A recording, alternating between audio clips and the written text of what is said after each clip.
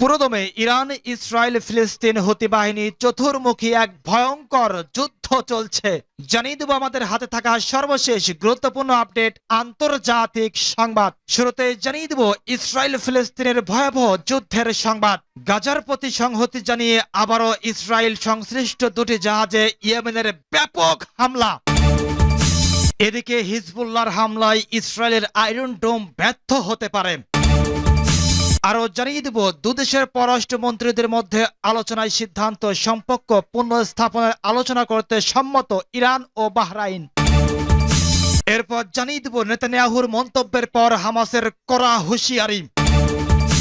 এবং সর্বশেষ জানিয়ে দিব রাশিয়া ও উত্তর কোরিয়া প্রতিরক্ষা চুক্তিতে বাড়বে চীনের সঙ্গে সংঘাত। শুনছিলেন গুরুত্বপূর্ণ সংবাদ শিরোনাম, এবারে বিস্তারিত।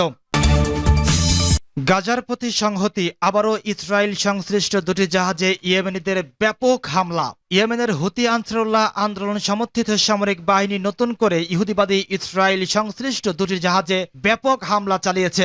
লোহিত সাগর এবং ভারত মহাসাগরে এই দুটি হামলা পরিচালিত হয়েছে। অবরুদ্ধ গাজা উপত্যকার উপর ইহুদিবাদী ইসরায়েল গত ৮ মাস ধরে যে বর্বর আগ্রাসন ও গণহত্যা চালিয়ে আসছে তার প্রতিবাদে ইয়েমেনের সামরিক বাহিনী এই হামলা চালালো। ইয়েমেনি সামরিক বাহিনীর মুখপাত্র ব্রিগেডিয়ার জেনারেল ইয়াহিয়া সারি গতকাল রোববার এক বিবৃতির মাধ্যমে নতুন হামলার কথা ঘোষণা করেছেন। তিনি জানান, নতুন দুটি হামলায় কয়েকটি ড্রোন, বোট ও ব্যালিস্টিক ক্ষেপণাস্ত্র ব্যবহার করা হয়েছে। লোহিত সাগর এবং ভারত মহাসাগরে পরিচালিত এসব অভিযানে সফলতার সাথে লক্ষ্য অর্জিত হয়েছে বলে দাবি করেছেন জেনারেল সারি। গত ৭ অক্টোবর ইহুদিবাদ ইসরায়েল গাজা উপত্যকায় বর্বর আগ্রাসন শুরুর পর থেকে ইয়েমেনের সামরিক বাহিনী ফিলিস্তিনিদের সমর্থনে লোহিত সাগর এবং ভারত মহাসাগরে ইসরায়েল এবং তার মিত্রদের জাহাজে হামলা চালাচ্ছে। অন্যদিকে ইসরায়েলের সমর্থনে মার্কিন ও ব্রিটিশ বাহিনী ইয়েমেনের বিরুদ্ধে বেশ কয়েক দফা আগ্রাসন চালিয়েছে। তাতে ইয়েমেনি সেনারা তাদের অভিযান বন্ধ না করে বরং তা জোরদার করেছে এবং ইসরায়েলের ভিতরে বিভিন্ন লক্ষ্যবস্তুতেও হামলা চালাচ্ছে। হিজবুল্লাহর হামলায় ইসরায়েলের আয়রন ডোম ব্যর্থ হতে পারে। লেবাননের ইরানপন্থী সশস্ত্র গোষ্ঠী হিজবুল্লাহর সঙ্গে যে কোনো সর্বাত্মক যুদ্ধে প্রথম আঘাতে বিপর্যস্ত হতে পারে ইসরায়েলের আয়রন ডোম ক্ষেপণাস্ত্র প্রতিরক্ষা ব্যবস্থা, এমনটি আশঙ্কা করেছে যুক্তরাষ্ট্র। এ বিষয়ে তারা সতর্কতার কথাও জানিয়েছে। ইসরায়েল ও যুক্তরাষ্ট্রের সাম্প্রতিক বিশ্লেষণ ও পর্যালোচনায় এসব শঙ্কার কথা উঠে এসেছে। ব্রিটিশ সংবাদ মাধ্যম দ্য গার্ডিয়ান এ খবর জানিয়েছে। ওয়াশিংটনের center for strategic and international স্ট্র্যাটেজির এক পর্যালোচনা অনুসারে হিজবুল্লাহ রকেট ও ক্ষেপণাস্ত্র খুঁজে বের করে ধ্বংস করার জন্য বিশাল অনুসন্ধান ও হামলা প্রচেষ্টার প্রয়োজন হবে। তাদের দূরপাল্লার ক্ষেপণাস্ত্র রয়েছে যা মূলত চাপ প্রয়োগের জন্য ব্যবহৃত হতে পারে এবং ইসরায়েলি জনবসতিতে দূরপাল্লার হামলা চালিয়ে যুদ্ধের প্রতি ইসরায়েলি সমর্থন দুর্বল করার চেষ্টা করতে পারে। বিশেষজ্ঞরা বলেছেন, সবচেয়ে কঠিন চ্যালেঞ্জ হলো ইসরায়েলের আকাশ প্রতিরক্ষা ব্যবস্থাকে হিমশিম অবস্থায় পতিত করতে ইচ্ছাকৃতভাবে ছোড়া একাধিক ক্ষেপণাস্ত্রের হামলা প্রতিহত করা। সংস্থাটির বিশ্লেষক সেথ জি জোন্স বলেছেন, উত্তর দিক থেকে আসা বিস্তৃত রকেট ভান্ডার মোকাবেলা করা ইসরায়েলি আকাশ প্রতিরক্ষার জন্য একটি কঠিন কাজ হবে। তার এই মন্তব্যের সঙ্গে সামঞ্জস্য রয়েছে পেন্টাগনের এক কর্মকর্তার সতর্কবার্তার। বাইডেন প্রশাসনের এক সিনিয়র কর্মকর্তা সিএনএনকে বলেছিলেন, আমাদের মূল্যায়ন অনুযায়ী অন্তত কিছু আয়রন ডোম ব্যাটারি প্রতিরোধ করতে ব্যর্থ হবে। সিএনএন আরও জানিয়েছিল, ইসরায়েল উত্তরে আরও আকাশ প্রতিরক্ষা সরঞ্জাম মোতায়েন করেছে। হিজবুল্লাহর ক্রমবর্ধমান ড্রোনের ব্যবহার, বিশেষ করে আত্মঘাতী ড্রোনগুলো ইসরায়েলের বিদ্যমান আকাশ প্রতিরক্ষা ব্যবস্থার জন্য একটি বড় চ্যালেঞ্জ হয়ে দাঁড়িয়েছে। ইসরায়েলের রাইখম্যান বিশ্ববিদ্যালয়ের কাউন্টার টেরোরিজম ইনস্টিটিউটের একটি ৩ বছরব্যাপী গবেষণায় উঠে এসেছে, হিজবুল্লাহ দিনে প্রায় ৩,০০০ ক্ষেপণাস্ত্র নিক্ষেপ করতে সক্ষম, যা তারা ৩ সপ্তাহ পর্যন্ত অব্যাহত রাখতে পারবে। এসব ক্ষেপণাস্ত্রের প্রধান লক্ষ্য হবে ইসরায়েলের আকাশ প্রতিরক্ষা ব্যবস্থা ধ্বংস করা।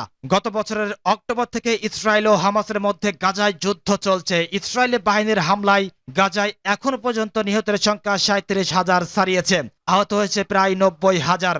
এ যুদ্ধে ফিলিস্তিনিদের পক্ষ থেকে ইসরায়েলের বিরুদ্ধে হামলা চালিয়ে যাচ্ছে হিজবুল্লাহ। গোষ্ঠীটি জানিয়েছে, গাজায় ইসরায়েলি আগ্রাসন বন্ধ না করলে তারা ইসরায়েলের উপর হামলা চালিয়ে যাবে।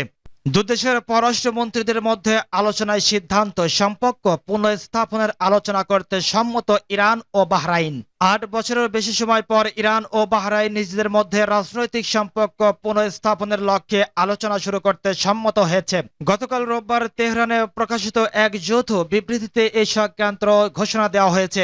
বিবৃতিতে বলা হয়, ইরানের রাজধানী তেহরানের স্বাগতিক দেশের পররাষ্ট্রমন্ত্রী আলী বাকির কানি ও তার বাহরাইনি সমকক্ষ আব্দুল তিফ বিন রশিদ আলে জায়ানির মধ্যে এক বৈঠকে এ সমঝোতা স্বাক্ষর হয়েছে।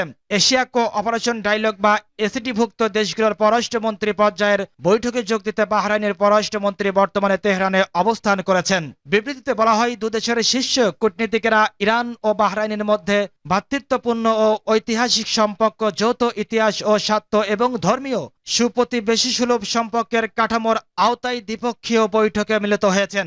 এতে আরো বলা হয়, বৈঠকে দুদেশ তেহরান ও মানামার মধ্যে রাজনৈতিক সম্পর্ক পুনঃস্থাপনের লক্ষ্যে আলোচনা শুরু করার প্রয়োজনীয় কৌশল প্রণয়ন করতে সম্মত হয়েছে। এর আগে চলতি মাসের গোড়ার দিকে ইরানের প্রেসিডেন্টের deputy chief of staff Mohammad জামশিদি জানিয়েছিলেন, তার দেশের সঙ্গে সম্পর্ক পুনঃস্থাপনের জন্য বাহরাইন রাশিয়ার মাধ্যমে তেহরানের কাছে একটি বার্তা পাঠিয়েছে।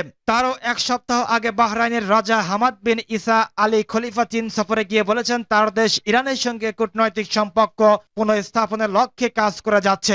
2016 সালের 3 জানুয়ারি সৌদি সরকার দেশটির প্রখ্যাত শিয়া আলেম শেখ নিমর আল নিমরের মৃত্যুদণ্ড কার্যকর করে। এর প্রতিবাদে ইরানের হাজার হাজার জনতা রাস্তায় নেমে বিক্ষোভ প্রদর্শন করেছে। ইরানের ক্ষুব্ধ জনতা তেহরানস্থ সৌদি দূতাবাস ও মাশহাদস্থ সৌদি কনসুলেটে হামলা চালিয়েছে। ওই হামলার প্রতিক্রিয়ায় 2016 সালের 4 জানুয়ারি ইরানের সঙ্গে কূটনৈতিক সম্পর্ক ছিন্ন করে সৌদি আরব রিয়াদের পদাঙ্ক অনুসরণ করে তখনই তেহরানের সঙ্গে সম্পর্ক ছিন্ন করে মানামা। তবে 7 বছরের বিরতির পর 2023 সালে চীনের মধ্যস্থতায় ইরানের সঙ্গে আবার সম্পর্ক স্থাপন করে সৌদি আরব। বর্তমানে উভয় দেশে পরস্পরের দূতাবাস পূর্ণ মাত্রায় কাজ করে যাচ্ছে। নেতানিয়াহুর মন্তব্যের পর হামাসের বিবৃতি। গাজায় যুদ্ধবন্ধে বাড়ছে বৈশ্বিক চাপ, তবে ইসরায়েলের প্রধানমন্ত্রী বেনিয়ামিন নেতানিয়াহু বলেছেন, হামাসের সঙ্গে যুদ্ধবিরতি চুক্তি হলেও যুদ্ধ চলবে। এমনকি তিনি এমন কোন চুক্তিতে সম্মত না হওয়ার কথাও জানিয়েছেন। তার এ মন্তব্যের পরেই বিবৃতি দিয়েছে ফিলিস্তিনের স্বাধীনতাকামী সংগঠন হামাস। খবর জিও নিউজের। হামাস বিবৃতিতে জানায়, নেতানিয়াহুর অবস্থান থেকে এটা স্পষ্ট ও নিশ্চিত হয়েছে যে তিনি জাতিসংঘের নিরাপত্তা কাউন্সিলের সাম্প্রতিক প্রস্তাব ও যুক্তরাষ্ট্রের প্রেসিডেন্ট জো বাইডেনের প্রস্তাবিত চুক্তি নাকচ করেছেন। হামাস আবারও জানিয়েছে, যে কোনো চুক্তিতে স্পষ্টভাবে স্থায়ী যুদ্ধবিরতি ও গাজা উপত্যকা থেকে ইসরায়েলি সেনা প্রত্যাহারের বিষয়গুলো উল্লেখ থাকতে হবে। 14 টেলিভিশনের বরাতে এফের এক প্রতিবেদনে বলা হয়, নেতানিয়াহু বলেছেন, রাফায় হামাসের সঙ্গে তীব্র যুদ্ধ শেষ হওয়ার পথে হামাসকে নির্মূল না করা পর্যন্ত তিনি গাজায় অভিযান চালিয়ে যাবেন। রাশিয়া ও উত্তর কোরিয়া প্রতিরক্ষা চুক্তিতে বাড়বে চীনের সঙ্গে সংঘাত, বলছে মার্কিন কর্মকর্তা। গত সপ্তাহে উত্তর কোরিয়ার রাষ্ট্রীয় সফর করেছেন রাশিয়ার প্রেসিডেন্ট ভ্লাদিমির পুতিন। সফরে উত্তর কোরিয়ার প্রেসিডেন্ট কিম জং উনের সঙ্গে বেশ কিছু চুক্তি হয়েছে তার, যার মধ্যে প্রতিরক্ষা চুক্তিও রয়েছে, যা এখন মাথা ব্যথার কারণ হয়ে দাঁড়িয়েছে মার্কিন যুক্তরাষ্ট্রের। তবে তাদের দাবি, উত্তর কোরিয়া রাশিয়ার মধ্যে এই প্রতিরক্ষা চুক্তি সংঘাত বাড়াবে চীনের সঙ্গে। উত্তর কোরিয়া রাশিয়ার প্রতিরক্ষা চুক্তি নিয়ে এমনটি মন্তব্য করেছেন মার্কিন বিমান বাহিনীর জেনারেল সিকিউ জয়েন্ট চিফস অফ স্টাফের চেয়ারম্যান ব্রাউন। রাশিয়া ও উত্তর কোরিয়ার প্রতিরক্ষা চুক্তি নিয়ে সাংবাদিকদের তিনি বলেছেন, আমাদের সঙ্গে এখন অন্য কেউ যুক্ত হলো যারা কিনা এখন তাদের ধাক্কা দিচ্ছে যাতে চীন এবং রাশিয়ার মধ্যে একটু বেশি সংঘর্ষ চলতে পারে। সুতরাং এই তিনটি দেশ কিভাবে এখন এটি মোকাবেলা করে সেটা দেখতেই মুখিয়ে আছে আমরা। তবে বিষয়টি দেখতে বেশ আকর্ষণীয় হবে। তার এমন মন্তব্যের কারণ বিশ্লেষকদের মতে গত বুধবার পুতিন উনের স্বাক্ষরিত এই চুক্তিটি তার দুই প্রতিবেশীর উপর বেইজিং এর প্রভাবকে হ্রাস করতে পারে। সেই সঙ্গে আগামীতে চীনের বৈশ্বিক অর্থনৈতিক ও কৌশলগত উচ্চাকাঙ্ক্ষার জন্য যা নেতিবাচক প্রভাব ফেলতে পারে। মার্কিন ওই কর্মকর্তার মতে উত্তর কোরিয়া রাশিয়ার কাছ থেকে যুদ্ধ বিমান, সারফেস টু এয়ার মিসাইল, সাজোয়া যান, ব্যালিস্টিক ক্ষেপণাস্ত্র উৎপাদন সরঞ্জাম বা উপকরণ এবং অন্যান্য উন্নত প্রযুক্তি অর্জন করতে আগ্রহী।